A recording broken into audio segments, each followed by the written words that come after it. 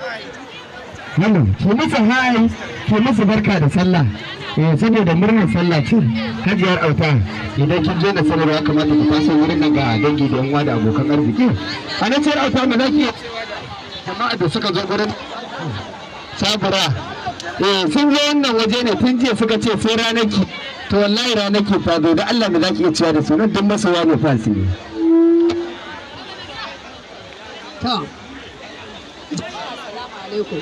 Ni fa akwai matsala. Dan Allah in je za ku kare mu yanzu za ku sha a sha. Na rantsi da Allah. Yawwa mazan nan, karatan nan, kartin nan, ku matsa daga gurin abin nan dinmu. Ku koma can ke, ku dan matsa dan Allah. Na mai da ke ciki dan kane ki. Ƙarya nake. Ta, jama'a assalamu alaikum. Allah ya ƙara haɗa mu wannan shekara.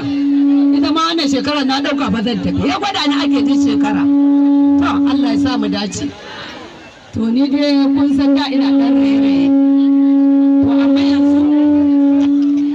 amma yanzu na daina raye-raye saboda ina da matsala. Duk wanda ya ga halin da nake ciki ba zai yarda ma in yi rawa ba. Domin duk inda na yi haki. To yanzu ku da kanku za ku rinka dan Allah a kai asibiti.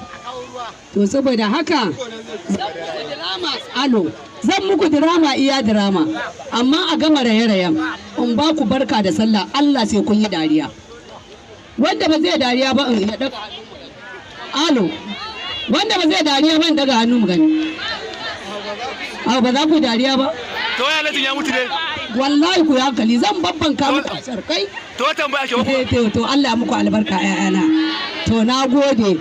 Yau zan muku drama wadda za ku ji daɗi insha Allah. To wai one tape gidan Badamasi. Gidan Badamasi. One tape. Bari tambayan me kake nufi da gidan Badamasi? Wai za su miki tambaya akan gidan Badamasi. A'a, a sai kin gama ma drama tukunna. A'a, ai yanzu ya kamata a yi ta. To shi ke duk mai tambaya a gidan Badamasi ya faɗa mu ji. To yaya? To tambayar ki. To da kike da tambaya? To wasu ne sun ce sabura san alaji take yi. To da Allah sabura muna so ki amsa musu da tambaya da bakin ki.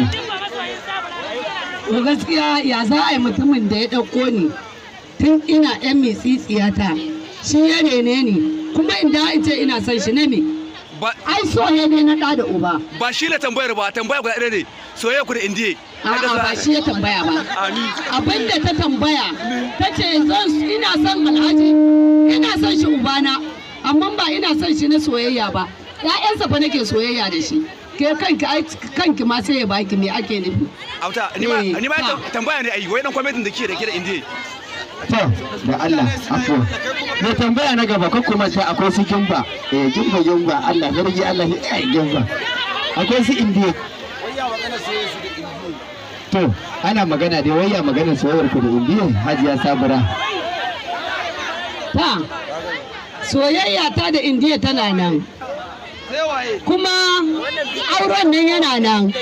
To amma abin tashin hankali Alhaji ya mutu. Amma kuma Alhaji ya motsa kafa.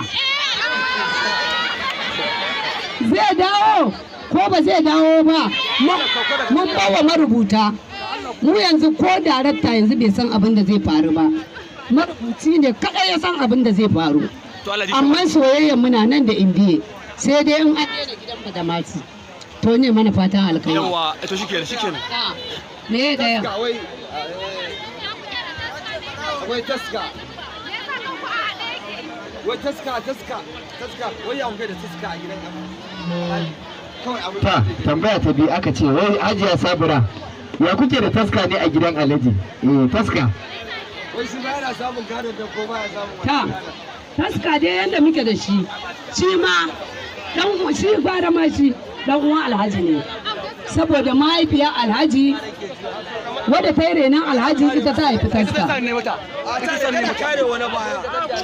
Ni kuwa babu komai tsakanina da shi sai dai aikin da nake mai. Taska tsakanin mu dan aiki ne shi ni yar aiki ce.